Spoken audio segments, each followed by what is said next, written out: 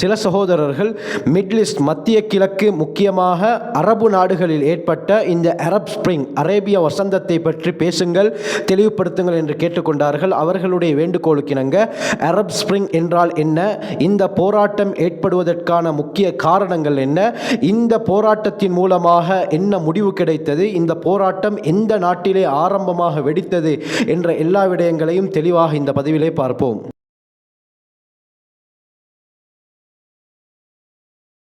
அல்ஹம்துலில்லாஹி ரப்பில் ஆலமீன், அஸ்ஸலாத்து வஸ்ஸலாமு அலா ரசூலில்லாஹி அம்மா பஅத். கண்ணியத்திற்குரிய இறைவனின் நல்லடியார்களே, அல்லாஹ்வின் சாந்தியும் சமாதானமும் என்றென்றும் நம் அனைவர் மீதும் உண்டாவதாக. 2010 டிசம்பர் 18ஆம் தேதி மத்திய கிழக்கு நாடுகளில் ஏற்பட்ட மிகப்பெரிய ஒரு புரட்சிக்குத்தான் அரேபிய வசந்தம், அரப் ஸ்பிரிங், அரபியிலே ரபியுல் அரபி என்று கூறுவார்கள். அப்படி என்றால் மத்திய கிழக்கு நாடுகளில் தொடர்ச்சியாக சர்வாதிகார ஆட்சி செய்து கொண்டிருந்த ஆட்சியாளர்களுக்கு எதிராக அந்த நாட்டு மக்களும் வாலிபர்களும் எதிர்த்து போராடிய மிகப்பெரிய போராட்டத்திற்குத்தான் அரப் ஸ்பிரிங் என்று சொல்லப்படும். இந்த புரட்சிகளும் போராட்டங்களும் முதலாவதாக டியூனிஷியா என்ற நாட்டில் தான் வெடிக்க ஆரம்பித்தது. அந்த நாட்டிலே ஏற்பட்ட இந்த ஆட்சி மாற்றத்திற்கு பிறகு மிடில் ஈஸ்ட் பகுதிகளில் இருக்கக்கூடிய பெரும்பாலான அரபு நாடுகளில் இந்த போராட்டங்கள் படிப்படியாக வளர ஆரம்பித்து பெரும் ஒரு மாற்றம் இந்த மிடில் ஈஸ்ட் பகுதிகளிலே ஏற்பட்டது. இதற்குத்தான் அரப் ஸ்பிரிங் என்று கூறுவார்கள்.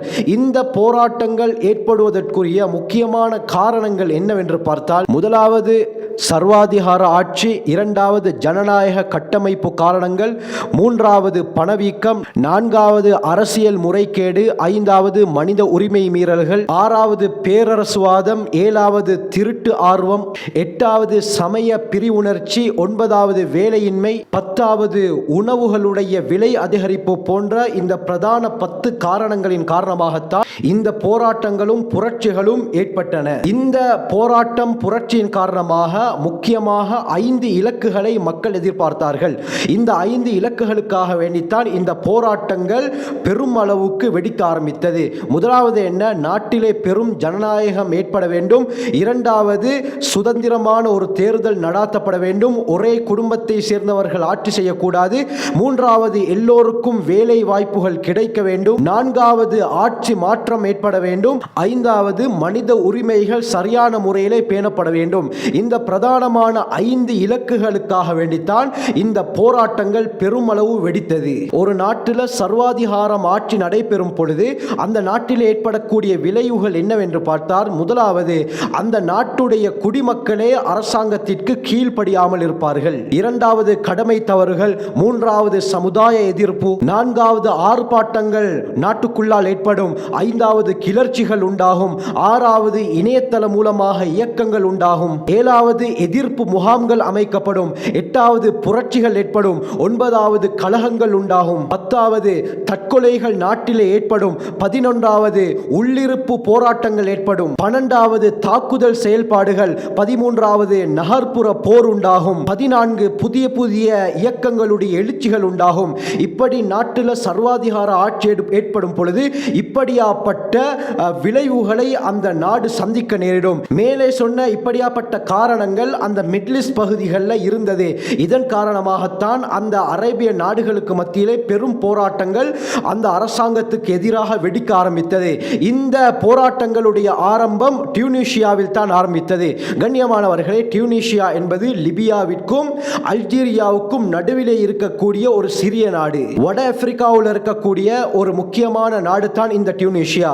2010வது வருடம் கடைசியில் அந்த நாட்டு அரசாங்கத்துக்கு எதிராக மக்கள் போராட்டங்களில் ஈடுபட ஆரம்பித்து 2011 ஆரம்பத்திலேயே இந்த போராட்டங்கள் உச்சத்தை அடைய ஆரம்பித்து பெரும் போராட்டங்களாக வெடிக்க ஆரம்பித்தது. இந்த டியூனிஷியாவில் ஏற்பட்ட போராட்டம் அந்த மிடில் ஈஸ்ட் பகுதிகளில் இருந்த நாடுகளுக்கு மத்தியிலே பெரும் ஒரு தாக்கத்தை ஏற்படுத்தியது. அது என்ன காரணம்டா, இந்த போராட்டம் எந்த நோக்கத்திற்காக வேண்டி டியூனிஷியாவில் நடாத்தப்பட்டதோ அந்த போராட்டத்திலே மக்கள் வெற்றி கண்டார்கள், அரசாங்கம் மாற்றப்பட்டது. இதை பார்த்து கொண்டிருந்த பக்கத்திலே இருந்த நாட்டு மக்கள், நாங்களும் இப்படி ஒரு போராட்டத்தை ஆரம்பித்தால் எங்களுடைய நாட்டிலே இருக்கக்கூடிய இந்த சர்வ சர்வாதிகார ஆட்சி இல்லாமலாகி ஜனநாயக ஆட்சி ஏற்படும் என்ற நோக்கிலே அதை சுற்றி இருக்கக்கூடிய முக்கியமான நாடுகள் எல்லாம் போராட்டங்களிலே இறங்க ஆரம்பித்தார்கள். இதுதான் அரப் ஸ்பிரிங் என்று சொல்லப்படும். பிறகு கண்ணியமானவர்களே, எந்த நாடுகளிலெல்லாம் போராட்டங்கள் உண்டானதோ அந்த நாடுகளிலே ஆட்சி மாற்றங்கள் ஏற்பட்டது. சில கண்ட்ரிகளில் அவர்கள் மக்கள் எதை விரும்புகிறார்களோ அதை செய்து தருகிறோம் என்று அந்த நேரத்திலே ஆட்சியில் இருந்தவர்கள் சொல்லி மக்கள் விரும்பியவாறு தங்களுடைய ஆட்சி முறையையும் மாற்றிக்கொண்டார்கள். டியூனிஷியாவில் இந்த போராட்டங்கள் பெருமளவு வெடிப்பதற்கு 2 முக்கிய காரணங்கள் இருந்தன. முதலாவது, 1987 வருடம் ஜைனுல் ஆபிதீன் பின் அலி என்பவர் டியூனிஷியா குடியரசுடைய 2வது பிரதமராக நியமிக்கப்படுகிறார். கொஞ்ச காலத்தில் ஆட்சி கவிழ்ப்பின் மூலமாக இவர் டியூனிஷியாவுடைய அதிபராக அறிவித்துக் கொள்கிறார். இந்த ஜைனுல் ஆபிதீன் பின் அலி என்பவருக்கு எதிராக மக்கள் போராட்டங்களிலே இறங்க ஆரம்பிக்கிறார்கள், தெருக்களிலே போராட ஆரம்பிக்கிறார்கள். இந்த போராட்டம் பெரும் ஒரு புரட்சியாக இவருக்கு எதிராக வெடிக்க ஆரம்பிக்கிறது. 2வது முக்கியமான காரணம், இதுதான் மெயின் காரணம் கண்ணியமானவர்களே, 26 வயதுடைய ஒரு இளைஞன் பொது இடத்திலே தீக்குளித்தது. முஹம்மத் பூ அசீசி என்று சொல்லப்படக்கூடிய 26 வயது இளைஞன் பொது இடத்திலே தீக்குளித்தது பெரும் ஒரு போராட்டத்திற்கு அடிப்படை காரணமாக அமைந்தது. அதற்கு என்ன காரணம் என்று பார்த்தால், முஹம்மத் பூ அசீசி என்பவர் ஒரு கூட்டு குடும்பத்தை சேர்ந்தவர். இந்த கூட்டு குடும்பத்தில் 8 பேர் இருந்தாங்க. இந்த 8 பேரை காப்பாற்றக்கூடிய பொறுப்பு முஹம்மத் பூ அசீசி என்ற 26 வயதுடைய இந்த இளைஞனுடைய பொறுப்பில் தான் இருந்தது.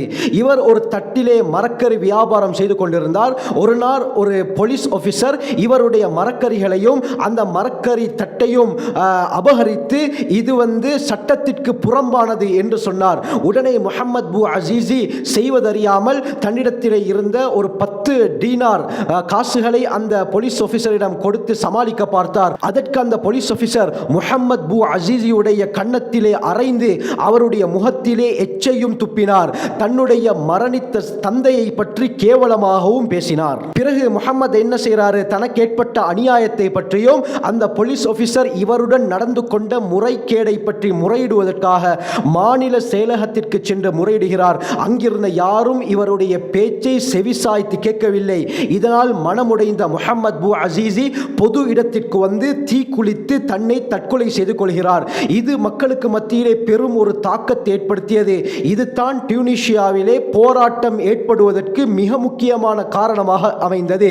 தனக்கு ஆதரவாகத்தான் எப்பொழுதும் அரசாங்கம் செயல்பட வேண்டும். ஆனால் இப்படியாப்பட்ட ஒரு அநியாயம் எங்களுடைய நாட்டிலே நடக்கிறது, இந்த அநியாயத்தை தட்டி கேட்க வேண்டும் என்பதற்காக வேண்டி டியூனிஷியா மக்கள் களத்திலே இறங்கி போராட ஆரம்பித்தார்கள். இந்த முஹம்மத் பூ அசீசிக்கு நீதி கேட்டு போராட ஆரம்பித்து மிகப்பெரிய புரட்சி டியூனிஷியாவிலே வெடிக்க ஆரம்பித்தது. கடைசியில் என்ன நடக்குது, ஜைனுல் ஆபிதீன் பின் அலி என்ற டியூனிஷியா அதிபர் நாட்டை விட்டே தப்பி ஓடினார். இதற்கு பிறகு டியூனிஷியாவிலே மிகப்பெரிய ஒரு அரசியல் ரீதியான மாற்றம் ஏற்பட்டது. அந்த காலத்தில் ஃபேஸ்புக்கின் மூலமாக மக்கள் இந்த புகைப்படங்கள் போட்டோக்களை ஷேர் செய்து எல்லோருக்கும் பரப்ப ஆரம்பித்தார்கள், ஷேர் செய்ய ஆரம்பித்தார்கள். இதன் காரணமாக தூர பகுதியில் இருந்த மக்கள் எல்லாம் போராட்டத்திற்கு வந்து சேருவதற்கு இந்த ஃபேஸ்புக் ஒரு உதவி சாதனமாக அந்த சந்தர்ப்பத்திலே இருந்தது. அந்த நேரத்திலே ஆட்சி செய்து கொண்டிருந்த அதிபர் நாட்டை விட்டே விரண்டோடினார். தற்காலத்தில் பஷார் சிரியாவை விட்டு விரண்டோடியது போல டியூனிஷியாவுடைய அதிபர் ஜைனுல் ஆபிதீன் பின் அலி நாட்டை விட்டே விரண்டோடினார். கண்ணியமானவர்களே, இந்த விடயத்தை பார்த்து கொண்டிருந்த மிடில் ஈஸ்ட் ஏனைய நாடுகளும் இந்த போராட்டங்களை, இந்த புரட்சிகளை நாங்களும் செய்தால் எங்களுடைய நாட்டிலும் இப்படியாப்பட்ட ஒரு அரசியல் மாற்றத்தை, ஜனநாயகத்தை எதிர்பார்க்கலாம் என்று நினைத்துத்தான் அவர்கள் போராட்டத்திலே இறங்க ஆரம்பித்தார்கள். இந்த 2010, 2011 வருடங்களில் லிபியா, ஈஜிப்ட், சிரியா போன்ற நாடுகளில் எல்லாம் பெரும் புரட்சிகள் ஏற்பட்டது. இதற்கு தான் அரப் ஸ்பிரிங், அரேபிய வசந்தம், ரபீஉல் அரபி என்று சொல்லப்படும். ஆகவே எஞ்சிருக்கக்கூடிய காலங்களில் முழு உலகத்திலும் அல்லாஹ் சுப்ஹானஹு வ தஆலா நிம்மதியை ஏற்படுத்துவானாக. நாம் நம் வாழ்க்கையை சிறந்த முறையிலே அமைத்துக் கொள்ள வல்ல அல்லாஹ் நம் அனைவருக்கும் கிருபை செய்வானாக. ஜஸாக்குமுல்லாஹு கைர். வாஹிரு தஅவானா அல்ஹம்துலில்லாஹி ரப்பில் ஆலமீன்.